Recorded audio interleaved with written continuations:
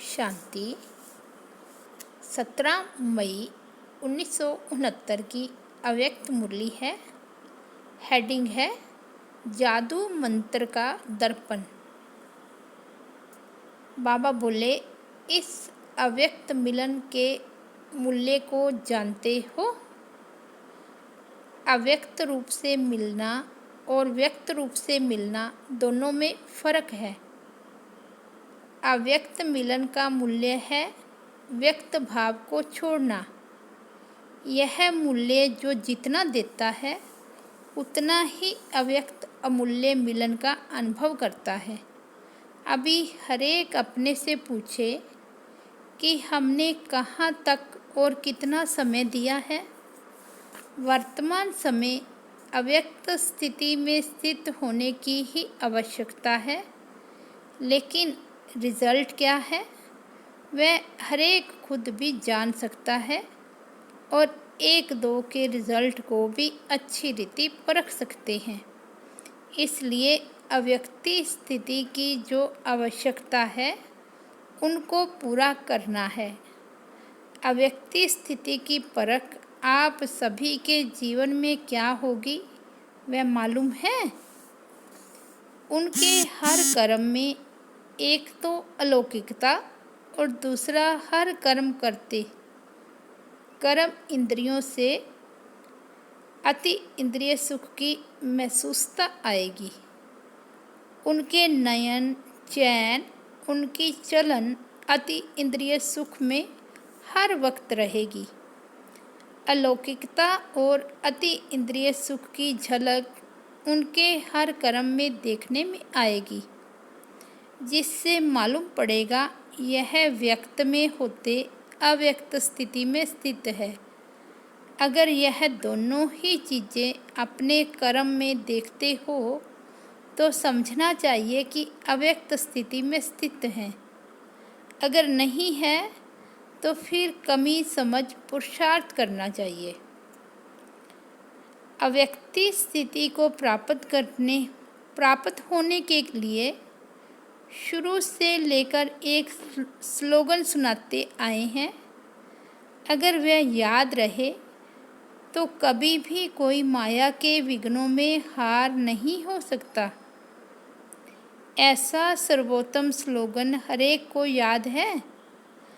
हर मुरली में भिन्न भिन्न रूप से यह स्लोगन आता ही है। मन मना भव, हम बाप की संतान हैं। वह तो है ही, लेकिन पुरुषार्थ करते करते जो माया के विघ्न आते हैं उन पर विजय प्राप्त करने के लिए कौन सा स्लोगन है? स्वर्ग का स्वराज्य हमारा जन्म सिद्ध अधिकार है और संगम के समय बाप का खजाना जन्म सिद्ध अधिकार है। यह स्लोगन भूल गए हो? अधिकार भूल गए हो तो क्या होगा? हम किस किस चीज़ के अधिकारी हैं वह तो जानते हो, लेकिन यह सभी चीज़ें हमारा जन्म सिद्ध अधिकार है। जब अपने को अधिकारी समझेंगे तो माया के अधीन नहीं होंगे। अधीन होने से बचने के लिए अपने को अधिकारी समझना है। पहले संगम युग के सुख के अधिकारी हैं और फिर भविष्य में स्वर्ग के सुखों के अधिकारी हैं। तो अपना अधिकार भूलो नहीं। जब अपना अधिकार भूल जाते हो तब कोई ना कोई बात के अधीन होते हो, और जो पर अधीन होते हैं वे कभी भी सुखी नहीं रह सकते। पर अधीन हर बात में मनसा वाचा कर्मणा दुखों की प्राप्ति में रहते हैं, और जो अधिकारी हैं वे अधिकार के नशे और खुशी में रहते हैं, और खुशी के कारण सुखों की संपत्ति उन्हें के गले में माला के रूप में पहनी हुई होती है। सतयुगी सुखों का पता है? सतयुग में खिलौने कैसे होते हैं? वहाँ रत्नों से खेल लेंगे। आप लोगों ने सतयुगी सुखों की लिस्ट और कलयुगी दुखों की लिस्ट तो लगाई है, लेकिन संगम के सुखों की लिस्ट बनाएंगे तो इससे भी दुगने हो जाएंगे। वही सतयुगी संस्कार अभी भरने हैं। जैसे छोटे बच्चे सारा दिन खेल में ही मस्त होते हैं, कोई भी बात का फिक्र नहीं होता है। इसी रीति हर वक्त सुखों की लिस्ट, रत्नों की लिस्ट बुद्धि में दौड़ाते रहो, अथवा इन सुखों रूपी रत्नों से खेलते रहो, तो कभी भी ड्रामा के खेल में हार नहीं होगी। अभी तो कहाँ कहाँ हार भी हो जाती है। बाप दादा का स्नेह बच्चों से कितना है। बाप दादा का स्नेह अविनाशी है और बच्चों का स्नेह कभी कैसा रहता है, एक रस नहीं।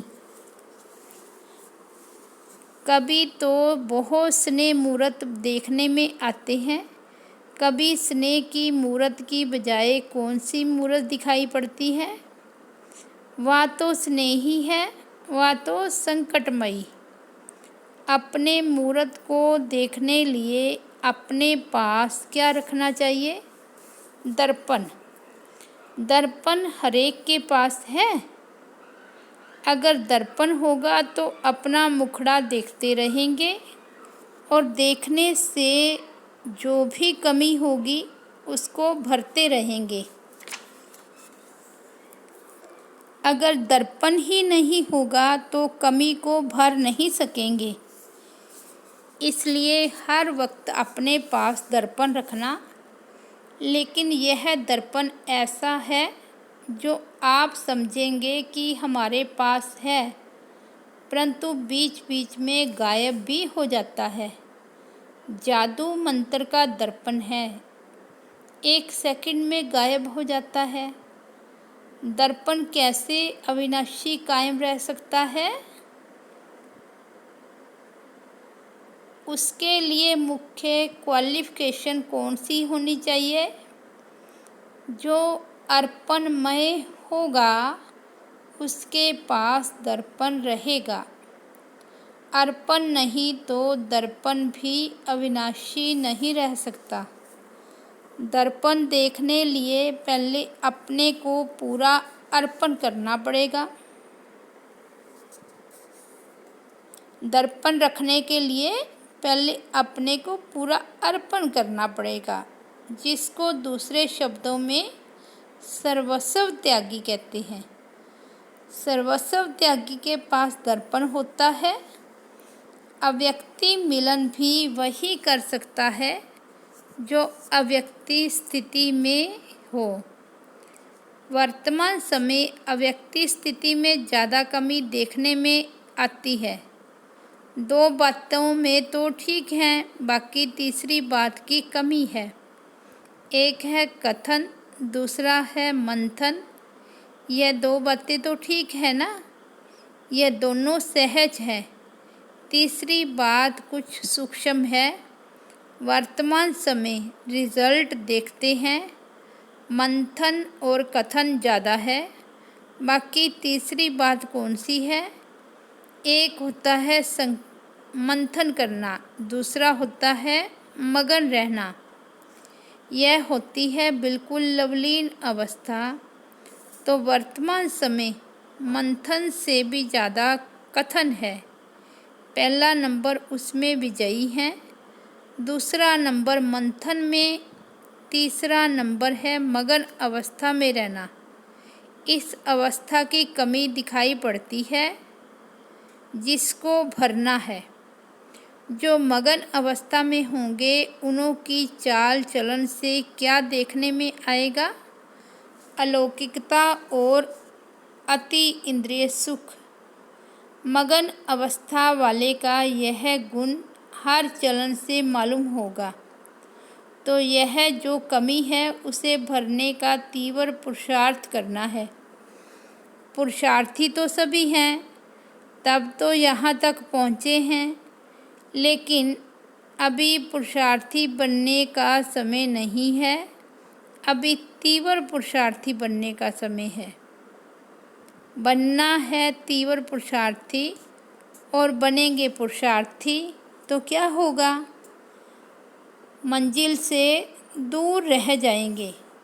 अभी तीव्र पुरुषार्थी बनने का समय चल रहा है। इससे जितना लाभ उठाना चाहिए उतना उठाते हैं व नहीं, यह हर एक को चेक करना है।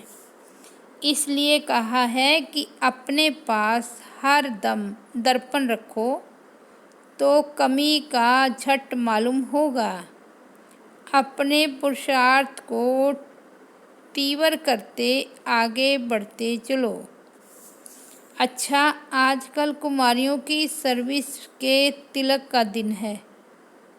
जैसे आप लोगों ने म्यूज़ियम में ताजपोशी का चित्र दिखलाया है ना, लेकिन आपकी सर्विस के तिलक के दिवस पर देखो कितनी बड़ी सभा इकट्ठी हुई है।